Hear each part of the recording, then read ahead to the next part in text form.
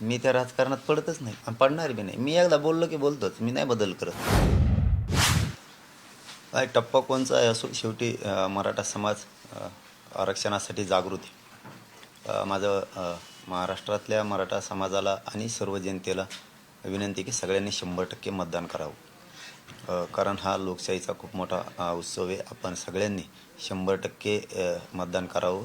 सगळ्यांनी घराच्या बाहेर पडून मतदान करावं.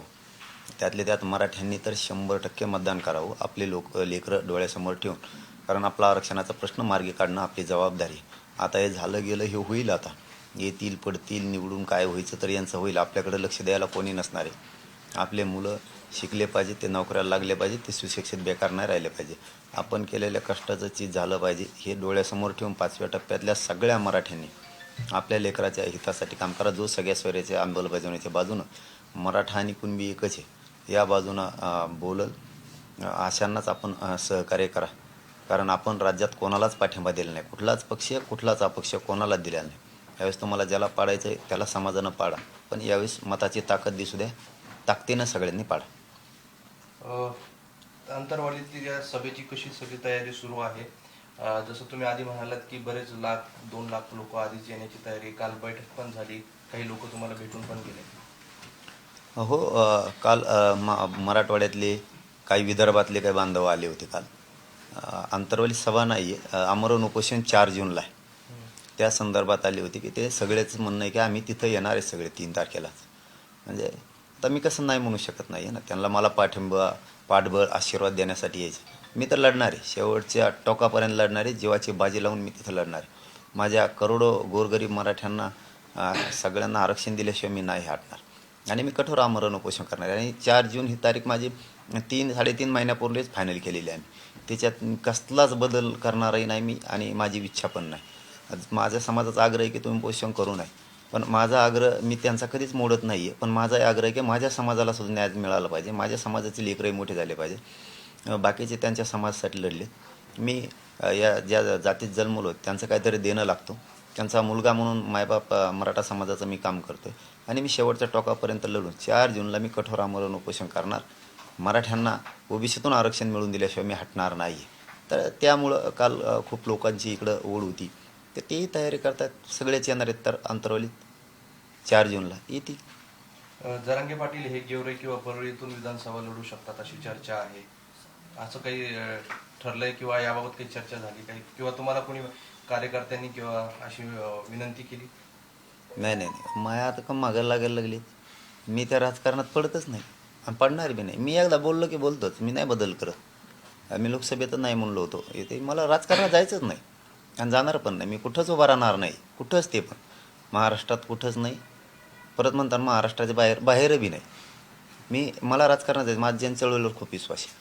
कारण 70 वर्षात माझ्या मराठ्यांच्या लेकराला जे मिळू दिलं नाही ते फक्त जन चळवळीवरून मिळालेलं आरक्षण आहे. आणि माझा समाज खुश आहे, एकजूट पण आहे, ताकदीनं पण माझ्या पाठीशी आहे. मुलगा म्हणून माझ्या पाठीशी खंबीर उभा आहे. ते माझे सगळे संकट माझा समाज त्यांच्या अंगावरती घेतो. माझं रक्षण करायला माझा समाज समर्थ आहे. त्यामुळं मी काय कुठं उभं राहणार नाही. मात्र जर आमचं मराठा आणि कुणबी एकाचे कायदा पारित नाही केला, सगळ्या सोयरीची अंमलबजावणी नाही केली, तर मी मात्र 100% मराठा समाजाला मैदानात उतरणार. माझा समाज, मी सुद्धा मैदानात असणार आहे. त्यांना मी देणारं बनवल्याशिवाय शांत बसणार नाही. बीड जिल्ह्यामध्ये तुम्ही 64 टप्प्याच्या इलेक्शनला भरपूर जागेवर असं सभा घेण्यात आल्या किंवा गावोगाव खेडेपाड्यात जाऊन तुम्ही समाज बांधवांना भेट दिलाय. नेमकं याच्या मागचं काय कारण होतं? कारण चर्चेला उदाहरण आलं आहे की तुम्ही पाडण्यासाठी ह्या सभा गावागावात जाऊन केलेल्या आहेत. नाही नाही, बाकी सगळ्या महाराष्ट्रात हिंडले. मी काय म्हणलो त्यांना, तुम्ही कमी हिंडलात? माझी काय एवढं संताजी धनाजी सारखा पाण्यात कसं दिसायला लागलो मी? त्यांचे जसे घोडे दिसत होते, मीच कसं काय सगळ्याला दिसतोय नेमकं?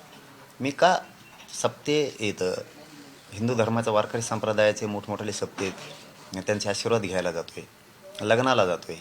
आणि मी तिथंच नाही, सोलापूरलाही गेलो, कोल्हापूरलाही गेलो, सांगली साताऱ्यालाही गेलो, मी बेळगाव कर्नाटकला गेलो आहे, लातूर, धाराशिव, परभणी, नांदेड, जालना, संभाजीनगर, नाशिक, सगळ्याकडे जातो आहे मी. कुठं पण असं काहीच नाही आहे. काय त्याचं काय? मी काय कोणाला पाडा म्हणलो? मी काय कोणाला आणा म्हणलो? फक्त माझा समाज एक आहे. मला माझ्या समाजाचं दुःख जाणणं आहे. मी ते जाणतो. माझ्या समाजाला मी वाऱ्यावर नाही सोडू शकत, समाजही मला वाऱ्यावर सोडत नाही. त्यांच्यावर होणारा अन्यायाला वाचा फोडण्याचं काम एक मुलगा म्हणून मी करतो. आत्तापर्यंत त्यांच्या दुःखात, त्यांच्या अन्यायात कोणी सामील झाला नव्हता. मी मात्र धोके पत्कारलेत, जीवनाचे पण आणि दैनंदिन जीवनाचे सुद्धा.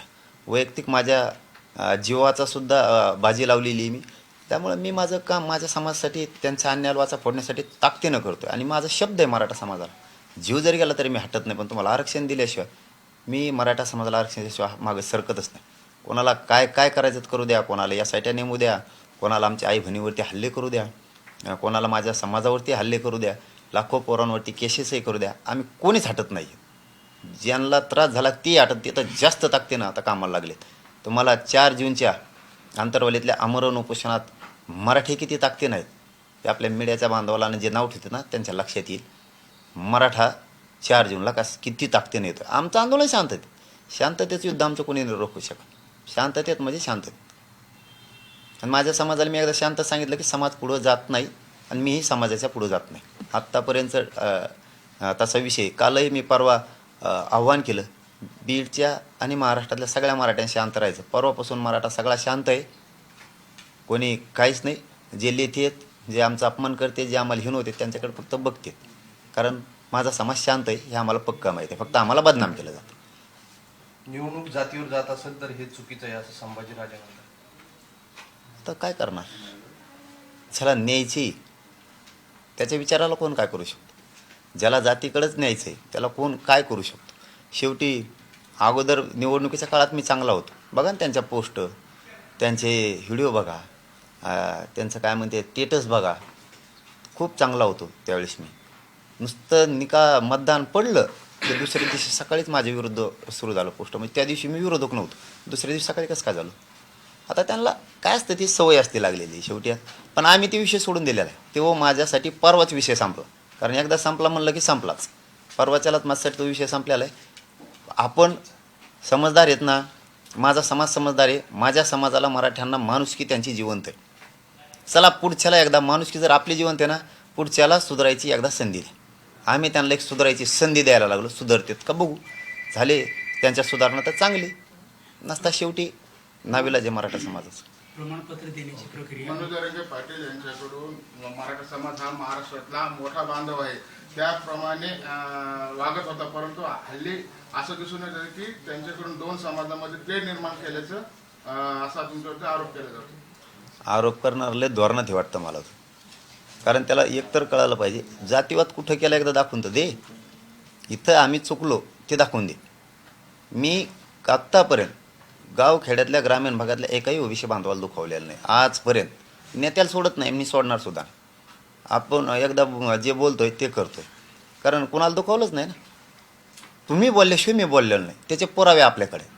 असं बी नाही बस मनासमोर मी दाखवून देतो कोण आधी बोल. आपण आधी कधीच बोललेलो नाही, समोरचा बोला त्याला सोडत. आता बघा ना, आत्तापर्यंत मी चांगला होतो 13 तारखेपर्यंत. 14 पासून वाईट झालो. तर बरं चांगला होतो. या काही काय झालं, बोलणार तुम्हीच, पोस्ट टाकणार तुम्ही, आम्हाला कसले नावं देणार तुम्ही, आम्हाला हिणवणार तुम्हीच. समाज कसा दमकाईल. हां, तुम्ही कोणाचं तरी दैवताला मानताय, तसं आमचे बी काय आहेच ना. आम्हाला बी काहीतरी अन्यायाविरुद्ध आमच्या लोकांना पण चीड असेलच ना. त्यांनाही जर माझ्या समाजानं, मी समाजाला मायबाप मानलं आहे, माझ्या समाजानं जर मला मुलगा मानलं आहे, तर त्यांना बी मला बोलल्यावरती काहीतरी दुःख होतच असेल ना मुलाला बोलले म्हणलं. आणि मी काय वाईट करतो आहे, गोरगरीब मराठ्यांच्या लेकरांसाठी मी त्यांच्या मुलांसाठी लढतो. आणि सगळे धोके पत्करून सगळं जीवन डावावर लावलं आहे मी कुठं देतो आहे. आणि त्यात त्यांना ती सवय लागलेली. बघू, त्यांनी त्यांच्या लोकांना सांगणं उलट त्यांचं कर्तव्य. ते खूप उच्च दर्जाचे आहेत, उच्च पातळीचे नेते. उलट त्यांचं हे मोठं मन पाहिजे होतं. चला रे सोडून द्या सगळं, आता इथून पुढं आपल्यात काय झालं नाही पाहिजे, आता बात जाती तेढ निर्माण नाही झाला पाहिजे. तर ते फूस लावतात. उलट आम्हीच भूमिका चांगली घेतली की चला जाती तेढ निर्माण आपल्याला करायचा नाही, शांत राहा, सुधारायची संधी द्या त्यांना एकदा. सुधारतेत का बघू. आमचा समाज शांत झाला तरी त्यांचं सुरूच आहे, तरी पण सुरू आहे. मग एक समाज थोडा शांत झाल्यावर आपण जरा आखडतं घ्यावं, नाही त्यांचं सुरूच आहे थोडं थोडं. बघू आता 1 महिनाभर आम्ही सुद्धा कोण किती अन्याय करतोय काय. ज्यांनी आम्हाला 4 शब्द चांगले सांगितले त्यांना आम्ही तो सांगू. 1 महिन्यात काय काय अन्याय झाला आहे, कसं झाला आहे, काय केला आहे, आता सांगा तुम्ही काय करायचं. आम्हाला माणुसकी आमची जिवंत आहे. त्यामुळं आम्ही सगळ्या शांत जाऊन केलं. कालपासून सगळा समाज परवापासून पूर्ण शांत आहे. पूर्ण राज्यात बी, बीडमध्ये बी, सगळीकडे.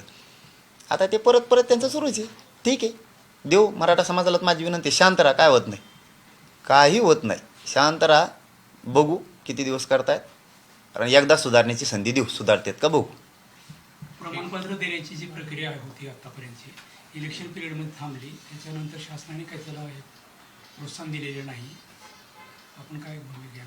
नाही, आपलं बरोबर आहे, कारण जी स्पीड होती प्रमाणपत्र देण्याची आणि नोंदी सापडण्याची ती कमी झाली, हे अगदी बरोबर आहे. कारण त्या समाजाचा खूप तोटा व्हायला लागला आहे. आता नोकर भरती पण आहे आणि आता ह्या जूनपासून ॲडमिशन पण सुरू होणार आहे. कारण ती प्रक्रिया त्यांनी एकदम थंड केली, काही जागेवर जाणून बुजून केली, काही सरकारनं, आणि काही ठिकाणी अधिकारी जाणून बुजून देत नाही आहेत. म्हणजे त्यांचं जात पडताळणी प्रमाणपत्राला उशीर लावायला लागले, नोंदी असून प्रमाणपत्र सुरुवातीचं द्यायला वेळ लावायला लागलेत. म्हणजे त्यांच्या मनमानीप्रमाणे ते करायला लागले.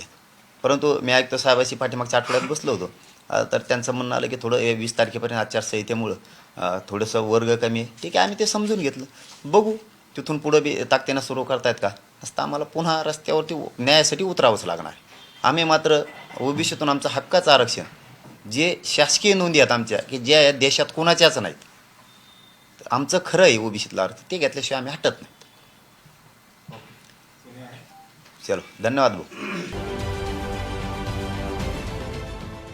देश विदेशातील प्रत्येक घडामोडींचे लाईव्ह अपडेट मिळवण्यासाठी आता साम टीव्हीच्या सर्व सोशल मीडिया प्लॅटफॉर्मला लाईक, फॉलो आणि सबस्क्राईब करा. तसंच सर्व नोटिफिकेशनसाठी बेल आयकॉन प्रेस करायला विसरू नका.